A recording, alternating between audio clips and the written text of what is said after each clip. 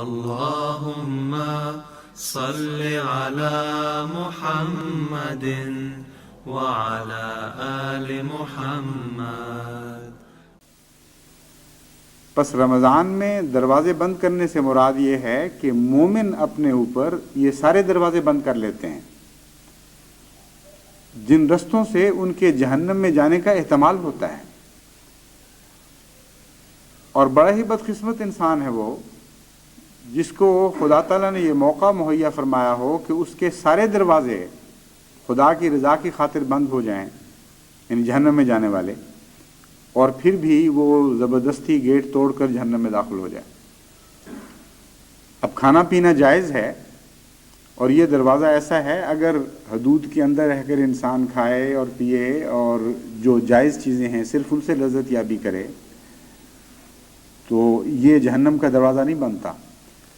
مگر رمضان کے دنوں میں جب روزہ شروع ہوتا ہے اس وقت سے لے کر جب روزہ ختم ہوتا ہے اس وقت تک یہ دروازہ خدا نے بند کر دیا،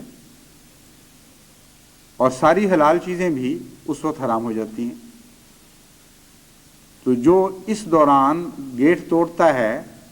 اور بے وجہ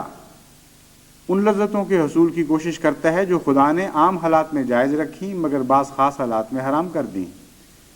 اس کی زندگی کے سارے کھانے عملاً حرام ہو جاتے ہیں، اور اس طرف لوگ بہت کم توجہ کرتے ہیں۔ گویا وہ ساری زندگی جو کھاتا رہا اس نے ثابت کیا کہ میں حلال کی وجہ سے نہیں کھا رہا تھا، میں نے تو کھانا ہی کھانا تھا، خدا نے جب حرام کر دیا تب بھی میں نے کھا کے دکھایا ہے، تب میں کون سا رک گیا ہوں۔